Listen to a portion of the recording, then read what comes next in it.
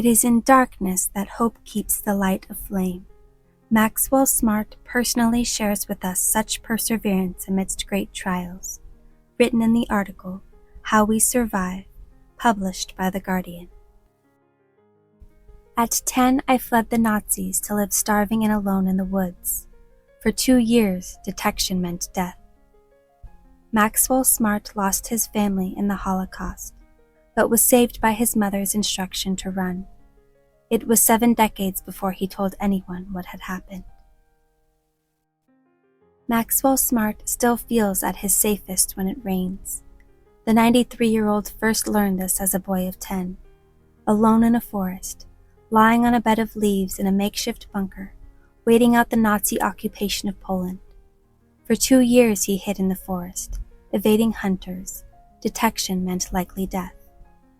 It was a sport to kill a Jew, he says. The typical Nazi is not going to go in the mud and get dirty and filthy. He is doing it for happiness, for enjoyment. So when it was raining, I knew I was safe. Smart is a Holocaust survivor. He was just 9 when the Nazis took away his parents and younger sister, leaving him completely alone.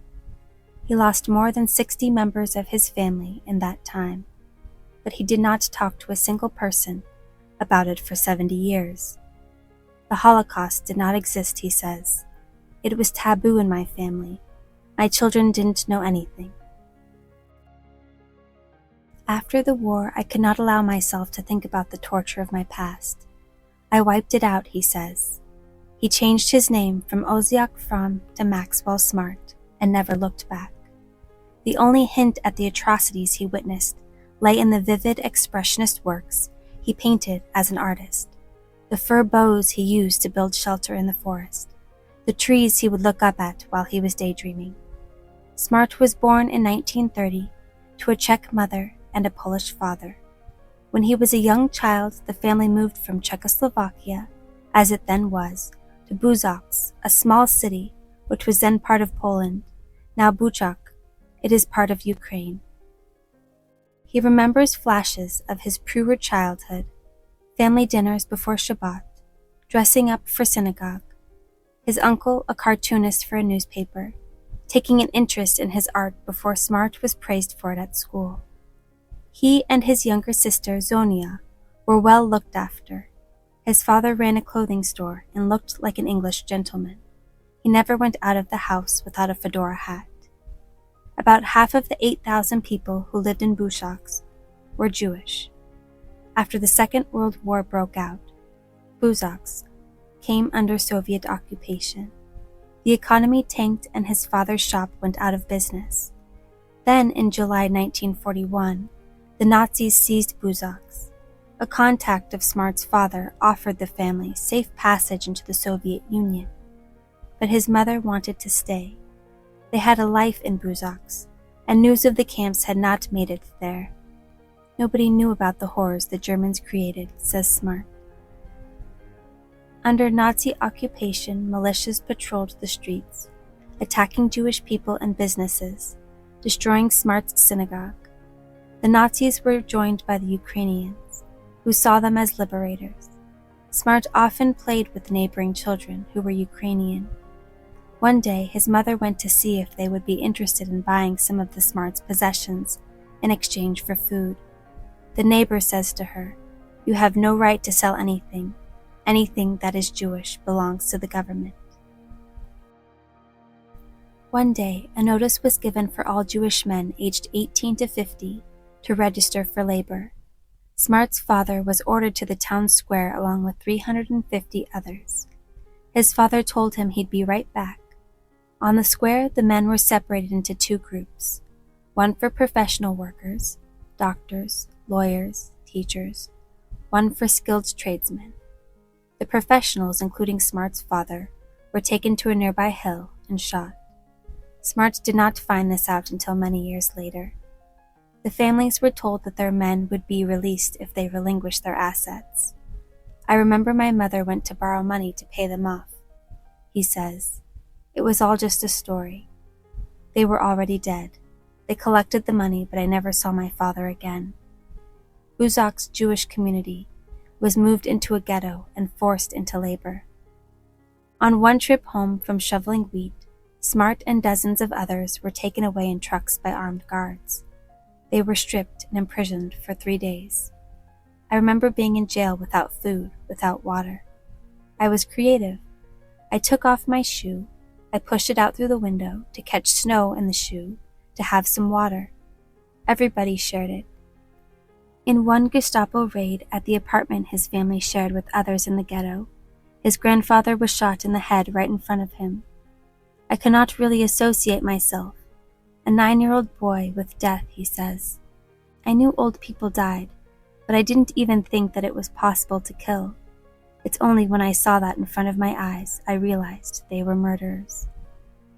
The family were imprisoned, and the next day they were violently herded into trucks. His mother told him to run. I was angry, says Smart. I said, "What do you mean you don't want to take me? You are my mother." He followed her until she pushed him away and boarded the truck. This saved my life, he says. Smart knew he would be shot if he ran. So he removed his Star of David armband and walked away until he reached a bridge, where he saw a German officer walking towards him. He takes out the gun, points it at my head, and he says to me, "Tell me the truth, are you a Jew?" Smart denied it, and somehow the officer believed him. I am not a religious man, he says, but I believe it was a miracle. He never saw his mother and sister again. Smart's aunt and uncle paid a nearby farmer, Jasko Rudnicki, to hide the boy. He picked him up and hid him in the back of his truck covered in straw. Rudnicki was poor. He lived in a mud hut in a secluded forest with his wife, Kasia, and their 2 boys. He'd taken Smart in exchange for payment, but he treated me like a son. Before long, someone found out that Rudnicki was harboring a Jewish boy and reported him. The police arrived and told Rudnicki that if he confessed, he would be spared. If not, they would kill him and his family. Jasko answers him, "I am not hiding any Jews. Just think about the enormity of what he said. Who in his right mind puts his family in such a jeopardy for a Jew?"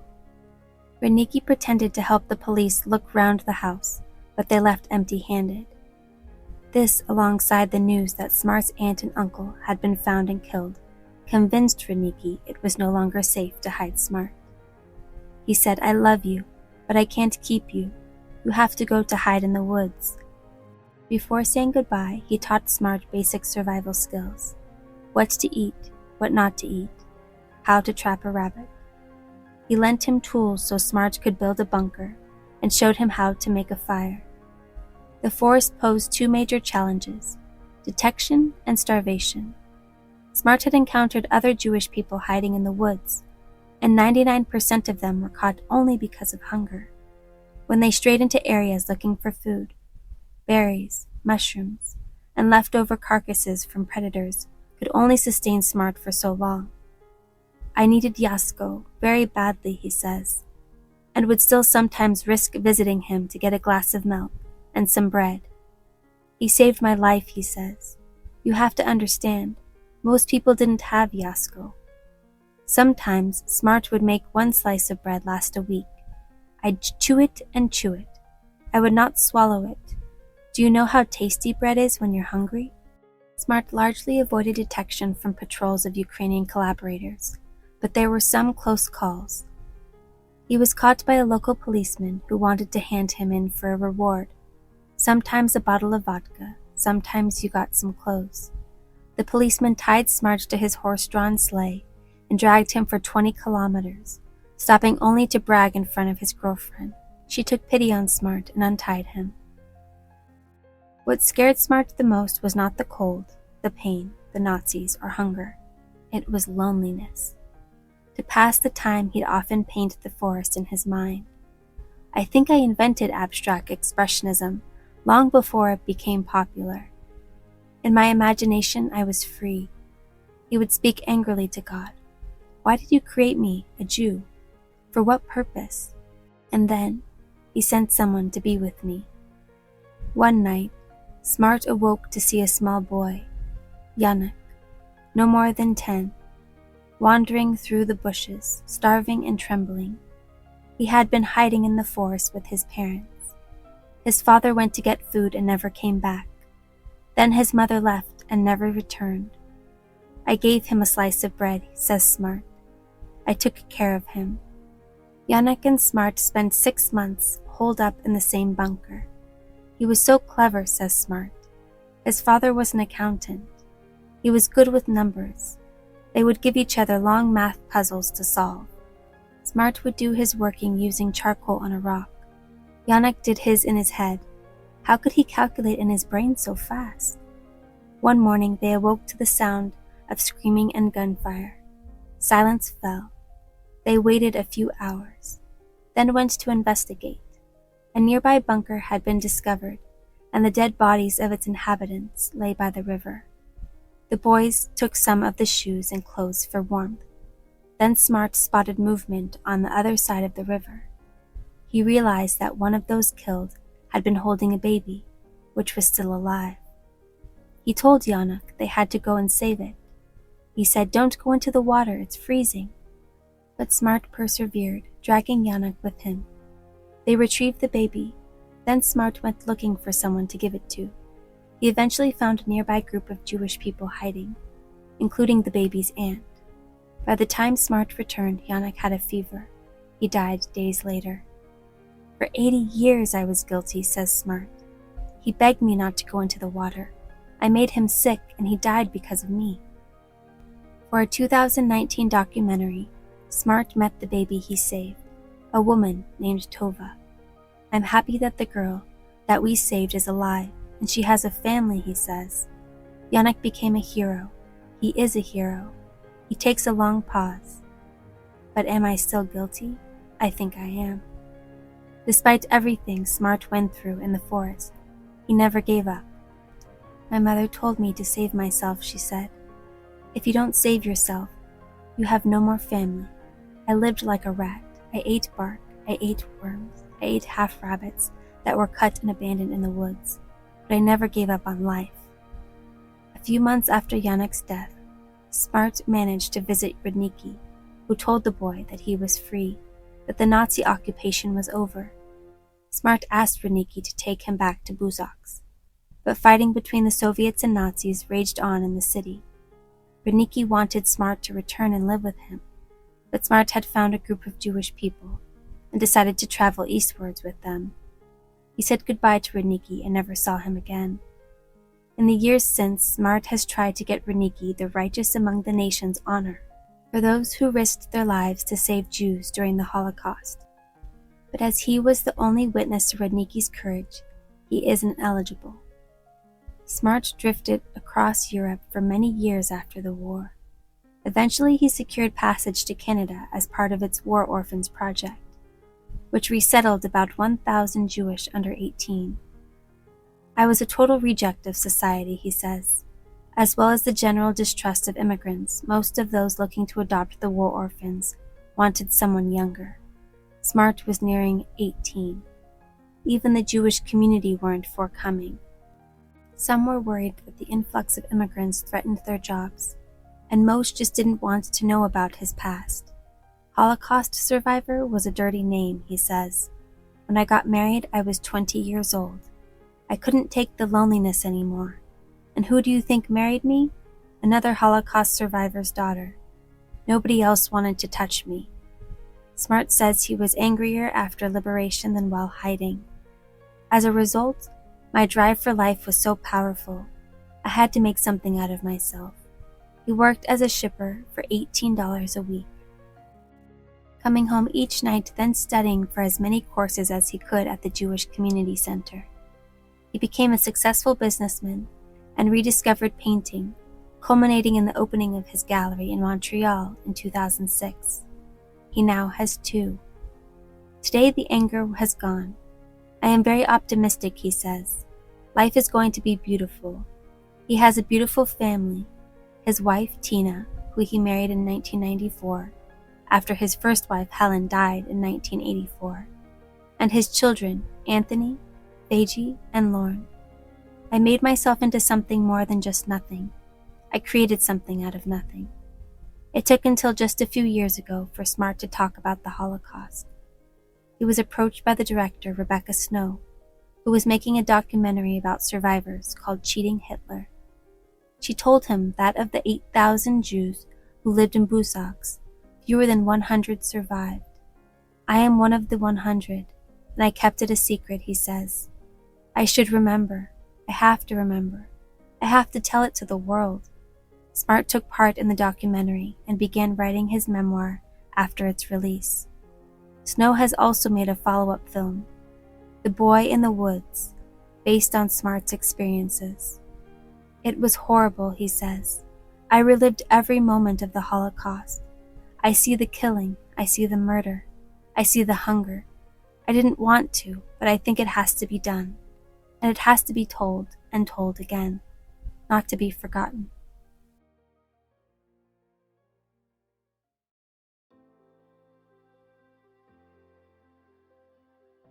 In today's increasingly urbanized and technology-driven world, the art of bushcraft and survival skills may seem like a relic from a bygone era. However, these skills are not only relevant, but also incredibly beneficial for our children. As parents, we need to be empowering our kids with hands-on, real-life experiences where they can forge an authentic connection with their environment and become familiar with their inner landscape as they overcome challenges. Introducing children to bushcraft and survival skills is a wonderful opportunity to put these qualities into practice as they face what could be the most risky scenario, getting lost in the wild or finding themselves in a survival situation. Of course, we never want this to happen, but if it does, we'd love to think that kids will have a few tricks up their sleeves to give themselves a fighting chance. We need to provide children with the opportunity to do things that, in times gone by, were essential life skills. Unfortunately, many of these skills have now slipped out of focus to be replaced by flashy technology and modern conveniences.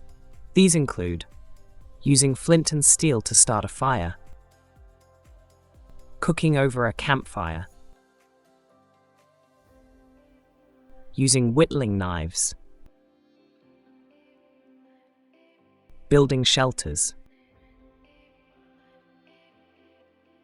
building rafts, tying knots,